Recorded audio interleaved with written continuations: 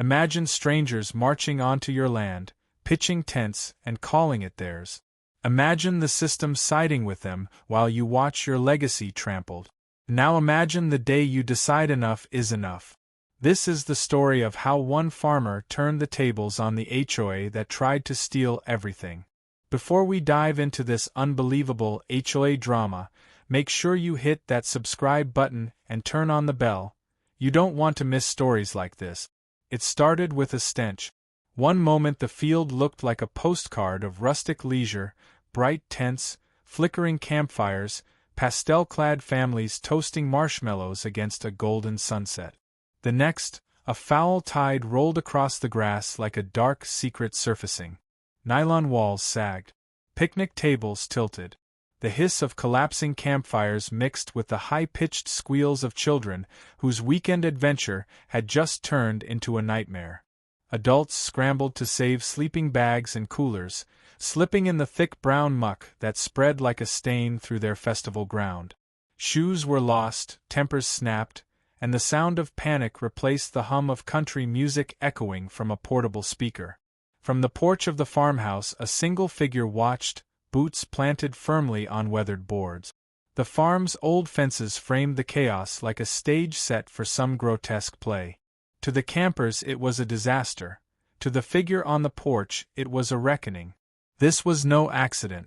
This was justice brewed in silence, and poured out at the moment of maximum arrogance. The sewage moved with a slow inevitability, creeping into every crevice the trespassers had claimed. Glitter-covered sashes from the camp director fluttered uselessly as their owner stumbled backward, designer sneakers sinking ankle-deep in filth.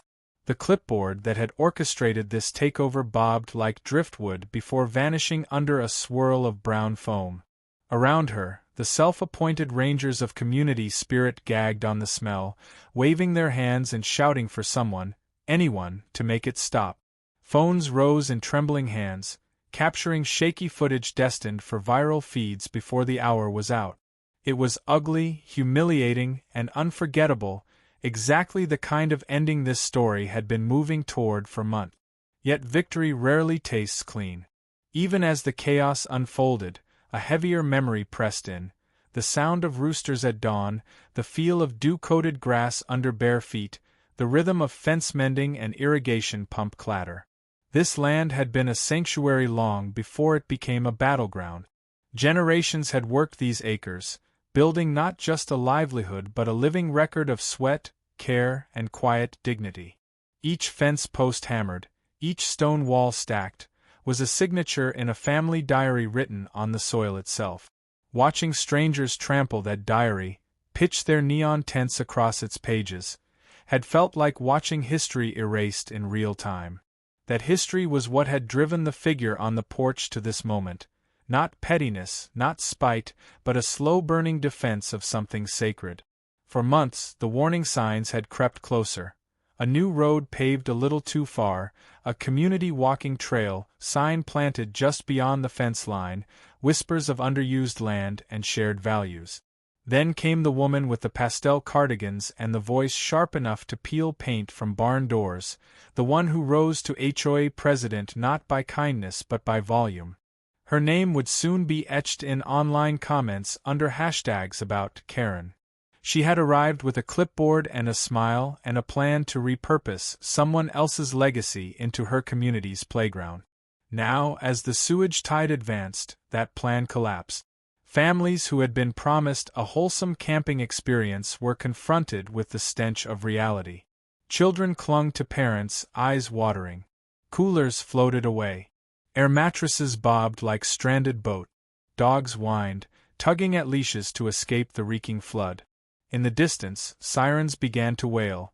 Someone had called emergency services, but by the time flashing lights reached the dirt road it would be too late to salvage dignity or property value. Everything about this moment screamed consequences. And yet, beneath the satisfaction, there was a knot of unease. This wasn't just humiliating a power-hungry neighbor, it was a spectacle of human misery. Not every camper was complicit in the theft of land. Some had arrived believing flyers about a new community campsite. Some were children who had no say in their parents' choices. As they slipped and gagged in the muck, the line between justice and collateral damage blurred. The figure on the porch didn't move, only watched.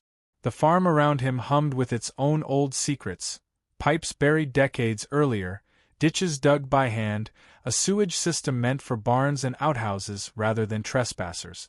Those secrets had been turned into a weapon, but the weapon carried a cost. Defending boundaries in a world that tramples them is never tidy. The decision to act had been forged slowly, after the sheriff's polite refusals, the county clerk's shrugs, the lawyer's warnings about months of litigation. Each official channel had been a locked door, and on the other side of each door Karen had been throwing another barbecue. Now the doors had been bypassed. Now the scene was irreversible. Phones were recording. Posts were uploading. Headlines were already writing themselves. HOA festival ends in sewage nightmare. Comment sections would be merciless, memes inevitable. The system that had ignored trespass might finally notice public health violations and viral outrage. The same crowd that had cheered Karen's speech about unity would soon demand someone to blame for their ruined weekend. Leadership built on entitlement is fragile. The first whiff of discomfort and loyalty evaporates. But that was the aftermath. This was the moment, the tide, the stench, the scramble. A portrait of arrogance meeting consequence.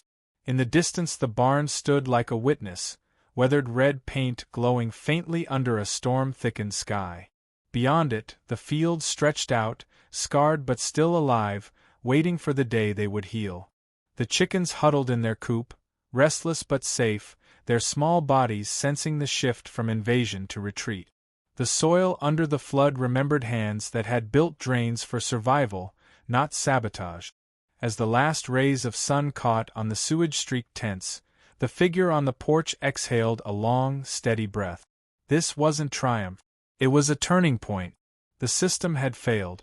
The community had failed. But the land had not. It had delivered a lesson no committee vote could overturn.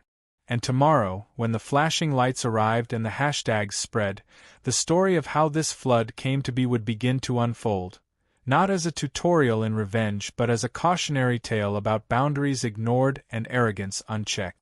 That story starts long before the first tent stake pierced the pasture, before the clipboard and the whistle and the pastel speeches about shared values. It starts with a family farm carved from wild brush after a war, with a boy running barefoot through dew, with a father's warning that a man's land is like his skin. It starts with patience, and it ends, well, you're seeing the end. But to understand how it all led here, you have to go back to the beginning. Long before the stench rolled across the fields, the farm had been a living chronicle of one family's labor. It was not the kind of property you inherited like a bank account. It was something you earned daily with sweat and calloused hands. In the pale light of early mornings, roosters' cries echoed off the barn walls, dew glistened on the grass, and the earth exhaled a smell that belonged only to working land, a mix of soil, hay, and the quiet dignity of animals stirring awake. The first fences had been hammered into the ground by a man just home from war. With his own hands he cleared bramble, moved stones, and built walls that still stood decades later. His son had learned the same rhythm, mending, planting, tending, and always walking the property lines at dusk as though patrolling a living perimeter. To outsiders it looked like open space. To those who belonged to it, each acre was a chapter in a family's story. The barn was not just a barn. It was a landmark of births, storms survived, and quiet evenings of shared meals after long days. The soil was not just soil, it was the skin of a legacy. Years later, when the narrator inherited the land, the routine had become second nature. Chores at dawn, repairs at midday, silence at sunset. The world outside changed. Subdivisions rose, big box stores sprouted along highways, but the farm kept its own pace. That constancy was a kind of refuge. The narrator had always believed that as long as he maintained the fences and kept his paperwork in order, his sanctuary would endure untouched. But lines on maps are not armor. At first, the encroachment came wrapped in small, polite gestures. The Homeowners Association from the new development to the south paved a road just a little farther than planned, claiming it was a simple extension for emergency access. Then a sign appeared at the edge of the fence line advertising community walking trails. It was only a few planks of wood hammered into the ground, but it sent a tremor through the narrator's gut. Trails for whom? On whose land? He let it slide. Everyone makes mistakes in planning, he thought. The county park was only a few miles away. Surely no one would mistake a working farm for public recreation. But the tremor didn't fade. It deepened with each small act of presumed entitlement. A neighbor leaving trash near the ditch by accident. A parent letting children chase chickens because they're cute.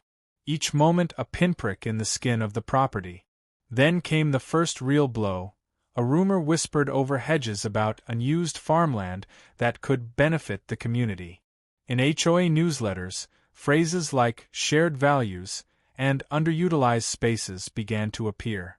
The narrator would read them with a tightening jaw, recognizing the shape of a campaign forming long before it announced itself. It was no longer a question of accidents, it was an agenda. The new HOA president embodied that agenda.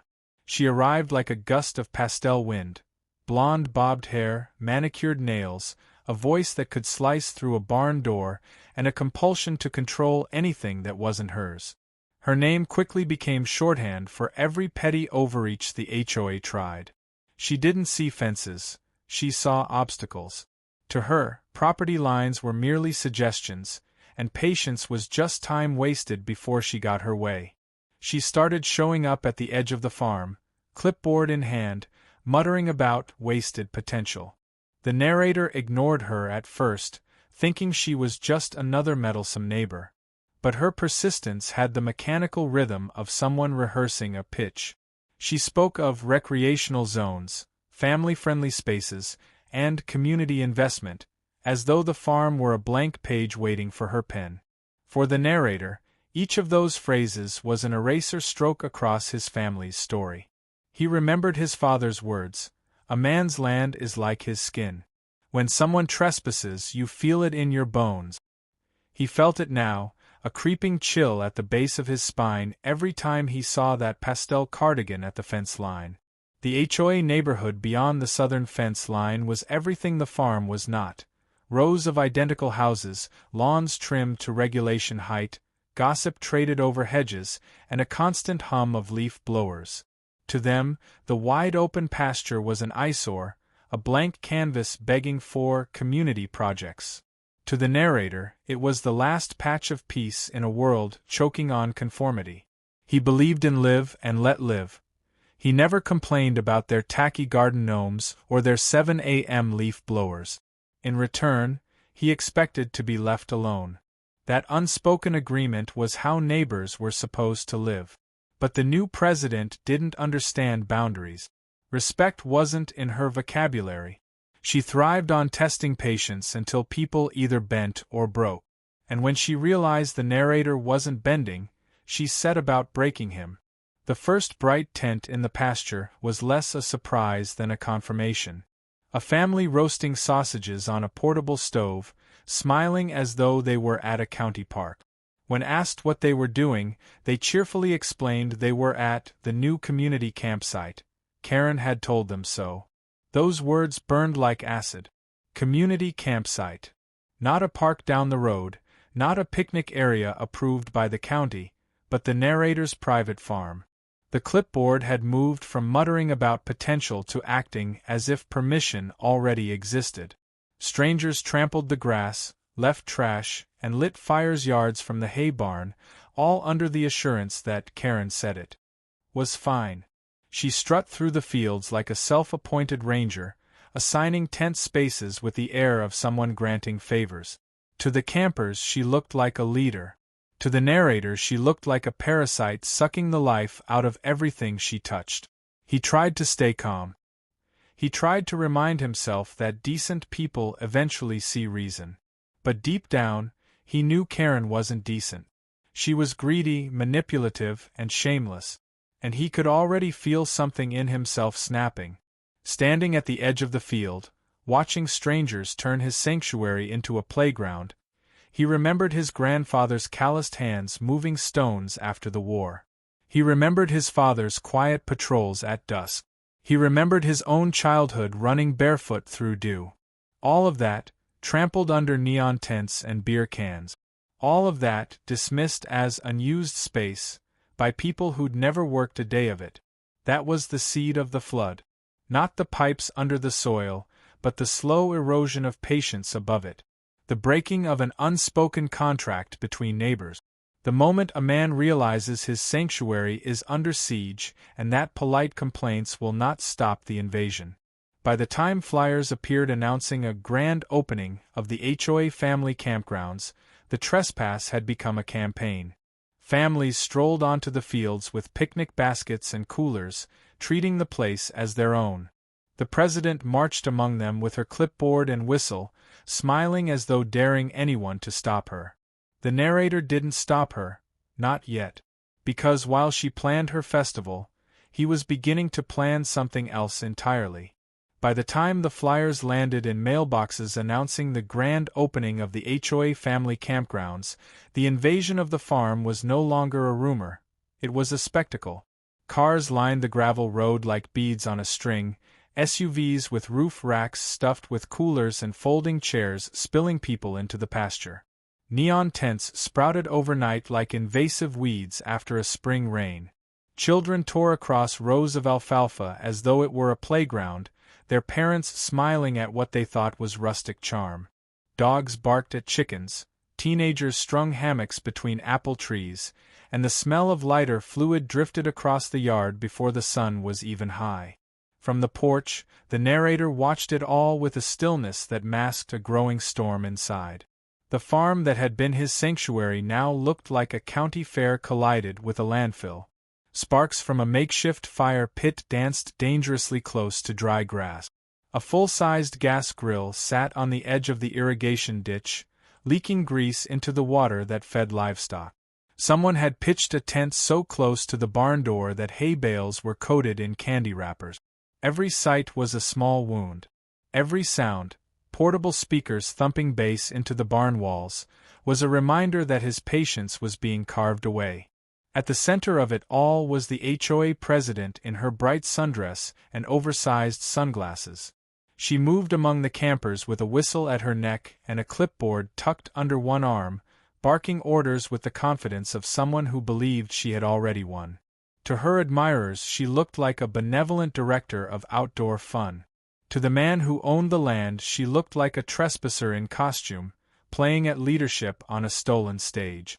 The narrator had tried to go through proper channels. He'd called the sheriff only to hear sighs about civil disputes and paperwork for community use. He'd driven to the county courthouse, clutching his deed like a lifeline, only to be told to file a formal complaint and hire a lawyer. He'd even spoken with a lawyer who warned of months of litigation and thousands of dollars to prove what should have been obvious, that the land was his. Each official response was another locked door. Behind each door Karen was hosting another barbecue. Now the locked doors stood between him and the noise of 100 trespassers. Flyers advertised a family camping festival complete with music and games, as though he had been consulted and given permission. He hadn't. He'd been erased. One flyer even labeled the location Community Pasture, formerly known as the farm. Formerly known. That phrase coiled in his stomach like a live wire. He confronted the president at the gate, brandishing one of her flyers. The pastel smile didn't falter. She waved a manicured hand as though brushing away a gnat. "Call it what you want," her eyes seemed to say. "The board approved it, the county stamped it, the sheriff won't lift a finger." In her world, that meant she'd won. In his world, it meant she'd crossed a line. The next morning, his farm looked less like a sanctuary than a festival ground after a storm. Patches of grass trampled flat, trash scattered across the field, fence posts broken where children had decided to explore. His animals were spooked, his routines disrupted, his patience hanging by a thread. Families sprawled in lawn chairs sipping sodas as though they were at a county fair, not a private farm. Teenagers swung from ropes tied to apple trees. Dogs barked, chasing chickens in circles. And at the center of it all the president strutted, sunglasses glinting, whistle dangling, clipboard poised. He stormed straight into the chaos, his boots sinking into soft ground churned up by 100 careless feet. He passed a man unloading a full-sized propane grill from a truck and another dumping gray water into the irrigation ditch. The smell of burned wood clung to the air. His blood pressure rose with every step. When he reached the president, she lowered her shades with mock surprise, smiling at him as though they were partners in some grand project. "Isn't it glorious?" her expression said. "Look how happy everyone is. You should be proud." But pride was the last thing he felt. He felt vandalized. He felt humiliated. He felt as though the legacy built by calloused hands had been reduced to a backdrop for weekend fun. Her pastel speeches about community spirit were a knife twisted in that wound. She thrived on guilt, twisting the narrative until standing up for his rights was cast as selfishness. Even the campers laughed at his protests, muttering about grumpy old farmers who couldn't share. Reality itself was being warped in real time. By evening the damage was obvious. Plastic cups and beer cans littered the ground. Someone had dumped greasy dishwater into the irrigation ditch. A tent stake had punctured the hose used for watering livestock. 2 children were swinging from the barn rafters as though it were a jungle gym.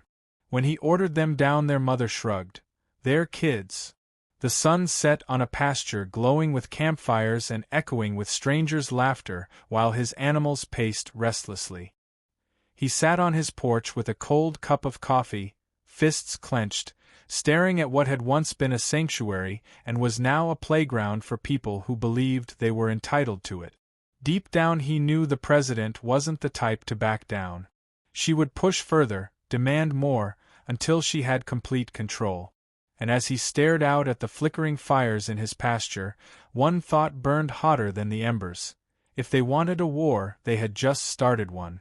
That night, while campers snored in their tents and the president dreamed of her next newsletter headline, the farmer began to dream of something else. Not revenge for revenge's sake, but a plan, a way to turn arrogance into consequence. He would try one more time to settle it the right way. But a seed had already been planted. Beneath the fields ran an old system of pipes his grandfather had laid. They had been built to handle waste from barns and outhouses. Crude, yes. Functional, yes. And capable of more than the president could imagine. The farm that had always provided for him was about to provide again. He whispered it to himself as the night pressed in, a quiet promise to the soil under his boots. Boundaries have consequences. And in the weeks to come, he would make sure everyone the monthly HOA meeting had always been a dull, beige affair. Mailbox heights, lawn decoration complaints, pool maintenance votes, the sort of petty governance that thrived on caffeine and low stake. The farmer went occasionally, not because he was a member, but because his land bordered theirs. He had learned long ago that it was better to listen in person than to be blindsided later. Usually, he sat in the back, ate a stale cookie, and left early. This night felt different the moment he stepped through the door. The air was electric, buzzing with whispered anticipation. A folding table at the front was stacked with pastel brochures and a large map pinned to the wall. In front of it paced the president, glowing with a smug excitement that could only mean one thing. She was about to unveil a project. She tapped her clipboard against the podium with a theatrical flourish. The chatter died down. Her voice, high and clear, carried to the back row.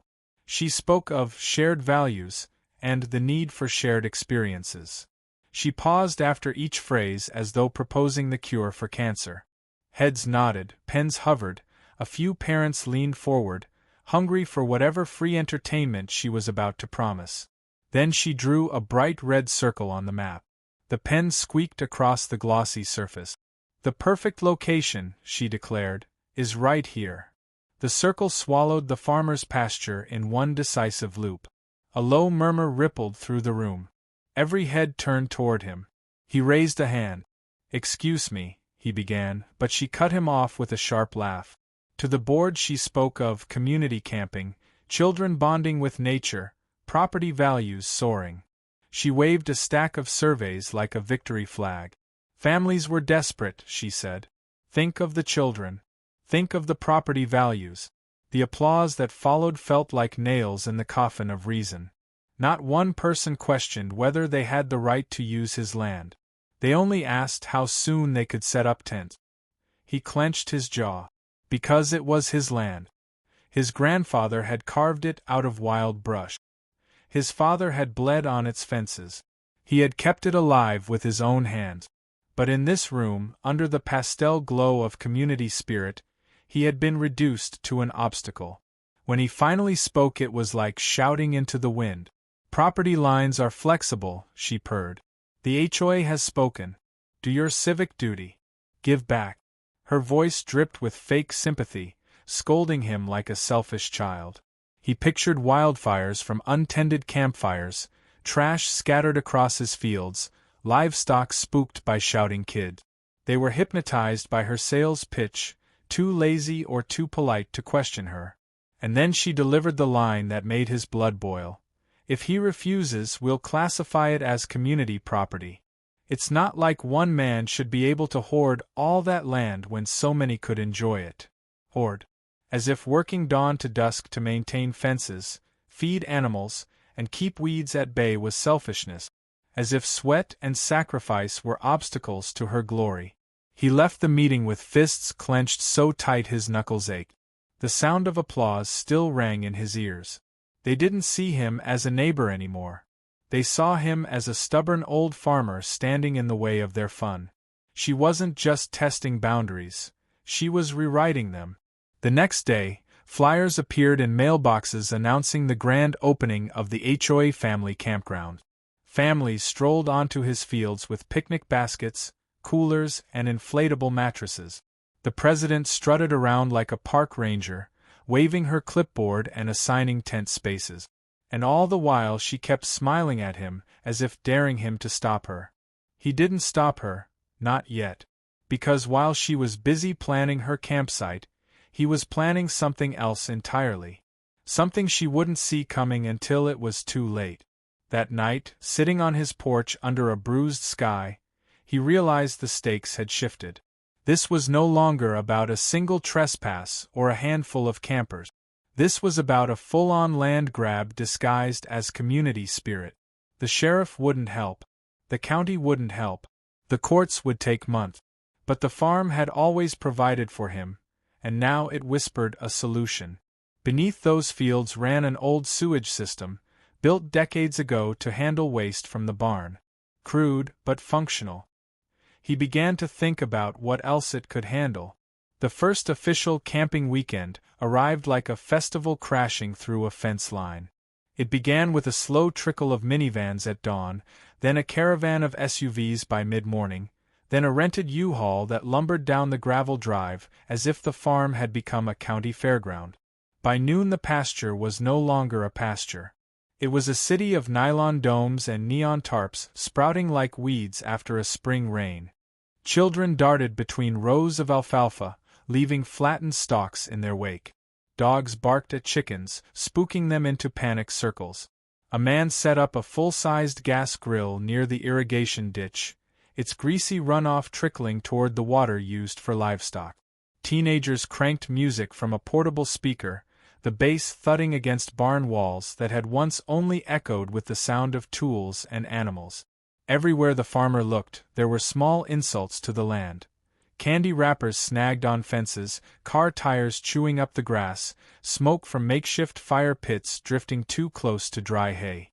At the center of it all moved the HOA president, sash glittering, sunglasses perched on her nose, clipboard tucked under one arm.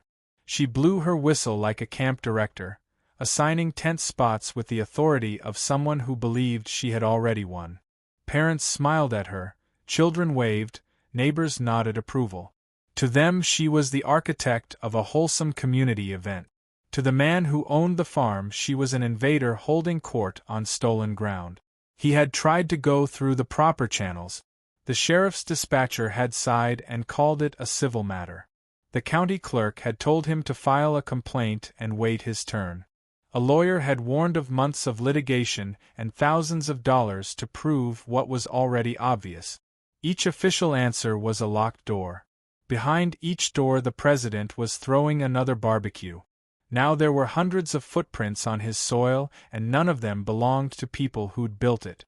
He walked the perimeter with a cold cup of coffee in his hand, trying to steady his breathing. Chickens huddled in the corner of their coop, cows paced nervously at the fence. Every living thing on the farm could feel the disruption. Even the soil seemed to sag under the weight of entitlement. By evening the invasion had reached its peak. Cars blocked the entrance to the equipment shed. Teenagers strung hammocks between apple trees, carving initials into the bark as they laughed. Someone dumped gray water directly into the irrigation ditch. A tent stake punctured the hose he used to water livestock. In the barn, 2 children swung from rafters like a jungle gym. Their parents shrugged. Their kids. The words might as well have been carved into the fence posts as a warning. This was no longer his sanctuary. He confronted the president in the middle of the field. She lowered her shades with mock surprise, smiling at him as though they were partners. "Look how happy everyone is," her expression said. "You should be proud." But he felt no pride. He felt vandalized. He felt erased. Her pastel speeches about community spirit were knives twisting deeper. Even the campers laughed at his protests, muttering about grumpy old farmers who couldn't share. Reality itself was being rewritten in real time. That night he sat on his porch, fists clenched around his mug, staring at the glowing campfires and hearing strangers' laughter echo across land carved from wild brush by his grandfather's hands. His patience had been whittled down to splinters. The president was not the type to back down. She would push further, demand more, until she had complete control. And as he stared out at the flickering fires in his pasture, one thought burned hotter than the embers. If they wanted a war, they had just started one. He didn't yet know the exact shape of his response, but he knew the old pipes still ran beneath the fields, built by hands that had expected nothing from the county or the sheriff, only from themselves. The system had failed him. The community had mocked him. But the land had one last trick to play. And in the weeks to come, he would make sure everyone learned that boundaries have consequences. When Monday came, the campgrounds did not empty. Instead of folding up tents and leaving, the families lingered. Cars that had promised to leave at noon were still idling at dusk. Trash piled in black bags along the fence. The air smelled of wet ash and spoiled food. A stray paper plate blew across the pasture like a ghost of good manners.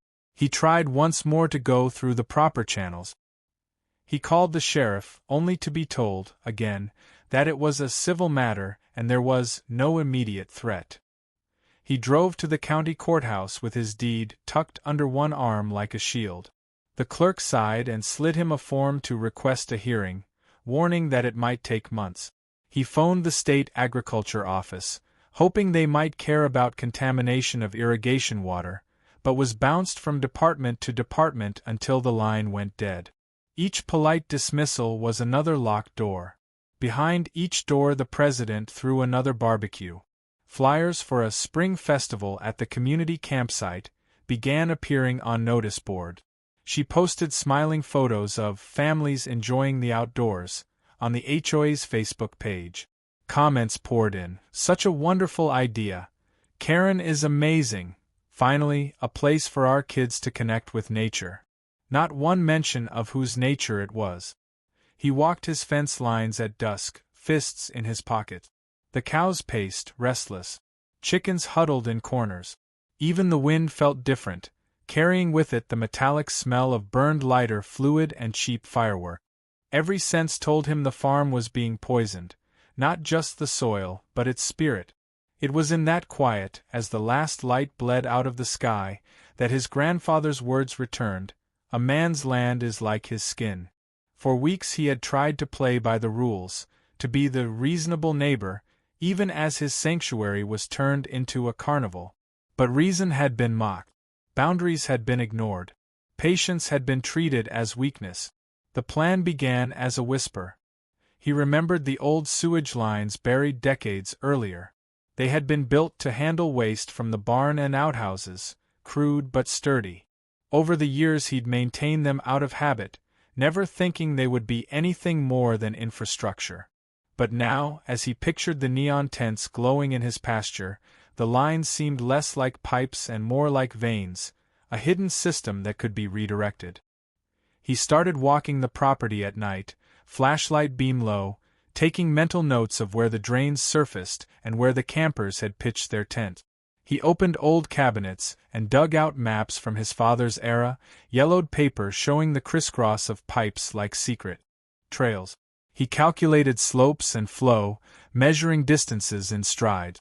It was not rage guiding him now but a cold, meticulous resolve.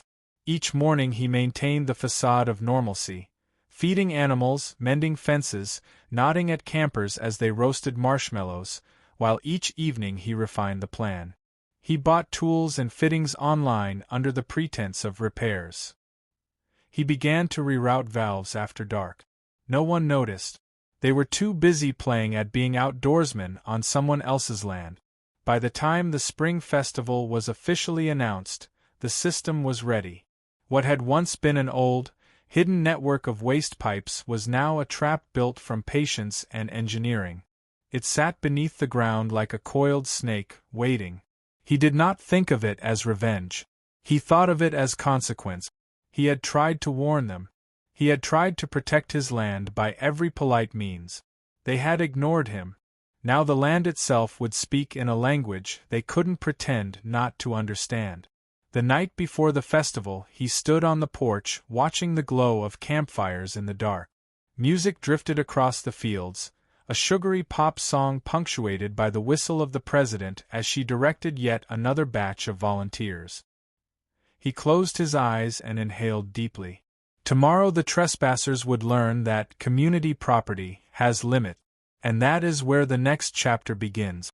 The morning of the spring festival dawned too bright, like a stage light on a lie. Mist clung to the grass, but beneath it the ground pulsed with hidden intent. Vans and SUVs rolled in one after another, disgorging coolers, folding chairs, and pastel-clad families. A rented bounce house sagged on the edge of the pasture.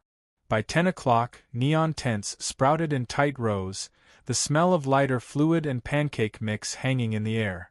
Portable speakers blasted children's music that mixed with the whistle of the HOA president as she strutted through the crowd like a camp director at a summer program she hadn't paid for. From the porch, the farmer watched without a word. His boots were planted on weathered boards that creaked like old bone.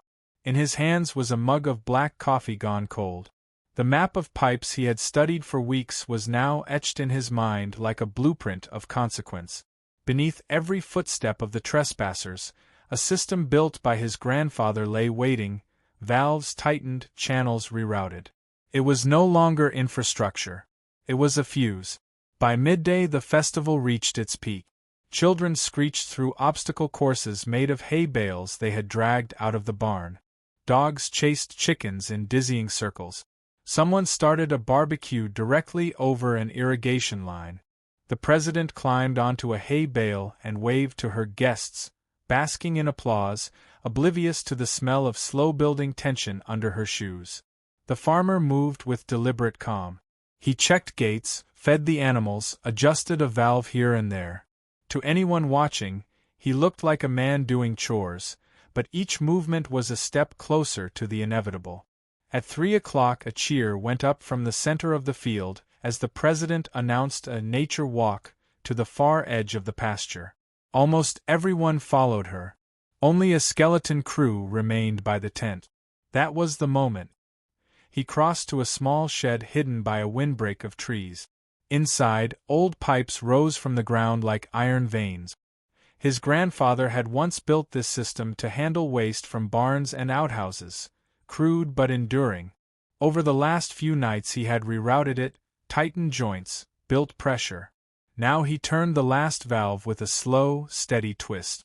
Somewhere under the field, the old pipes shuddered awake. At first there was nothing but a faint hiss. Then a gurgle, low and ominous. In the center of the campground a puddle spread, dark and glistening. Children laughed, thinking it was mud.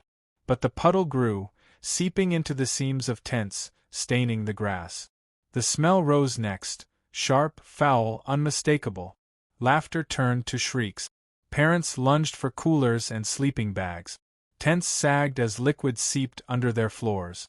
The bounce house deflated with a hiss, its cheerful colors collapsing into sludge. The flood moved with a slow inevitability. Nylon walls bowed, campfires hissed out. Picnic tables tilted. Shoes were lost. Tempers snapped. People slipped in the thick brown muck spreading like a stain across the festival ground. The whistle at the president's neck swung wildly as she tried to direct the chaos, her clipboard bobbing in the tide before vanishing. Around her, families gagged, waving their hands over their faces, some crying, some filming with shaking phones destined for viral feeds before the hour was out. From the porch, the farmer watched, unmoving. He didn't smile.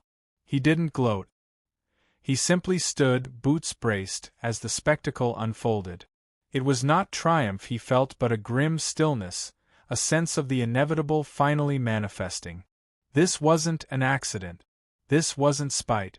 This was consequence brewed in silence, and poured out at the moment of maximum arrogance. Sirens wailed in the distance. Someone had called emergency services. But by the time the flashing lights reached the dirt road, it would be too late to salvage dignity or property value. Everything about this moment screamed a lesson taught in the oldest language the land knows: respect the boundaries or be swallowed by what you ignore. Beneath the smell of sewage and panic was something heavier, a memory of roosters at dawn, dew-coated grass under bare feet, fence posts hammered into place by a man who had just come home from war. This wasn't just a stunt. It was a defense of history. Each splash of brown water was an echo of a warning ignored. The flood reached its peak just as storm clouds rolled over the horizon, darkening the sky. Tents sagged into heaps of nylon. Coolers floated like driftwood. Dogs whined, tugging at leashes to escape the stench. Children clung to their parents, eyes watering. Phones captured it all, the hashtags writing themselves in real time. Hashtag Sewage Festival, hashtag Karen Campsite Fail. Leadership built on entitlement was dissolving in the very filth it had ignored. The farmer turned the valve back halfway, slowing the flow. He wasn't interested in hurting anyone. He wanted them to leave. He wanted them to remember. He wanted the land to be his again. And as the sewage tide reached the last row of tents, people began fleeing toward the road, dripping and gagging, leaving behind a wreckage of nylon, plastic, and entitlement. On the porch, he exhaled a long breath. This was not revenge. This was a boundary reasserting itself. Tomorrow, officials and news crews would descend. There would be consequences, hearings, maybe lawsuit. But for now, as the field cleared and the sun dipped behind storm clouds, the farm was quieting. The trespassers had learned their lesson. The land had spoken. And that is where the next chapter begins. By dawn the pasture was a wasteland of nylon and shame. Where neon tents had once dotted the grass, there were only collapsed heaps streaked with brown, their poles snapped like brittle bones. Coolers lay overturned, spilling sodden paper plates into the mud. A glittering sash clung to a fence post, half submerged. The smell of sewage hung over everything, heavy and inescapable, as if the land itself had exhaled months of resentment in a single night. Cars had begun to trickle out long before sunrise. Families fled under cover of darkness, windows down despite the smell, leaving behind air mattresses, folding chairs, and their dignity. Dogs whined from back seats. Children pressed their faces to windows, eyes wide and red-rimmed. The carnival that had once been a family festival now looked like an evacuation. On the porch the farmer stood as he always had, boots planted on weathered boards. The animals were calmer now, the chickens scratching at the edge of the yard, the cows huddled but still. The air was quiet except for the buzz of flies over the abandoned trash. For the first time in weeks, the farm sounded like itself again. No thudding bass from portable speakers, no shrill whistle cutting across the fields, just the hum of insects and the rustle of grass. Sirens wailed in the distance, and then came the flashing lights. County trucks, sheriff's cruisers, a health inspector van.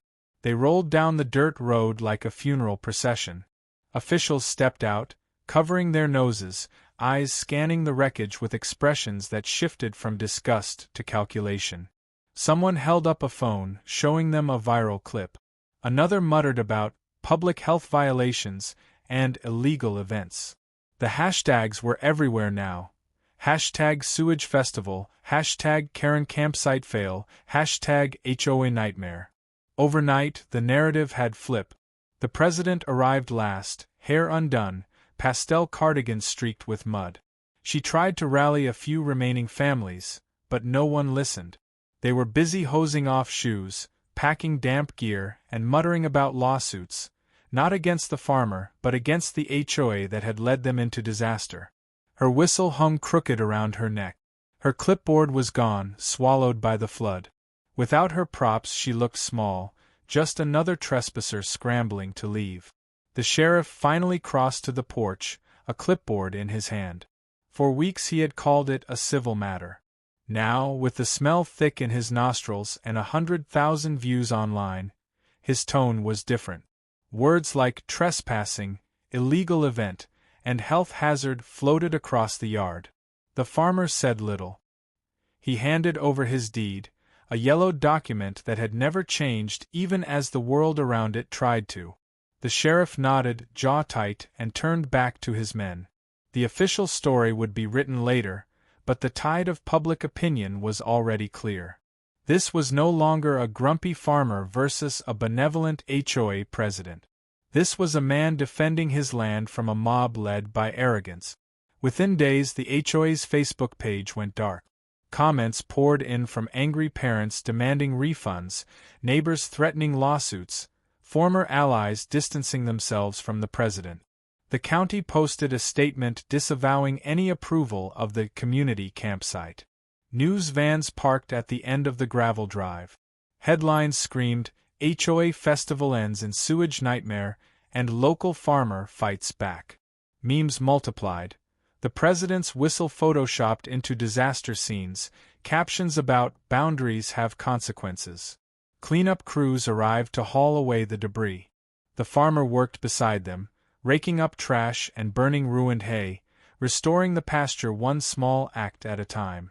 Each fence post he reset felt like a heartbeat returning. Each patch of reseeded grass felt like a scar healing. He didn't gloat. He didn't post online. He simply worked, the way his father had, the way his grandfather had. The land had spoken. It was time to listen again. Weeks later the pasture was green and quiet. The animals moved easily, no longer skittish. The old pipes lay dormant once more, valves closed, their secret returned to silence. The sheriff's car had stopped coming. The HOA newsletter had stopped arriving. The president had resigned for personal reasons. Her pastel cardigans were gone from the fence line. The farm was no longer a stage for anyone's performance but his own. Standing at the edge of the field one evening, the farmer watched the sun sink behind the hills, staining the sky the color of old copper. He breathed in the scent of clean earth and damp grass. He thought of his grandfather moving stones after the war, of his father walking the fence lines at dusk. He thought of how patience can look like weakness until the moment it turns into action. He thought of how boundaries, once defended, become stronger than before. This was not a happy ending in the storybook sense. Lawsuits might still come. Repairs would take time. Trust was gone. But the farm was his again. The diary written in soil and sweat had not been erased. It had survived another test, another generation. At night, as the last light faded, the only glow in the pasture came from fireflies instead of campfires. The only sounds were crickets instead of shouting children. The land was quiet. The lesson had been taught. Boundaries had been restored.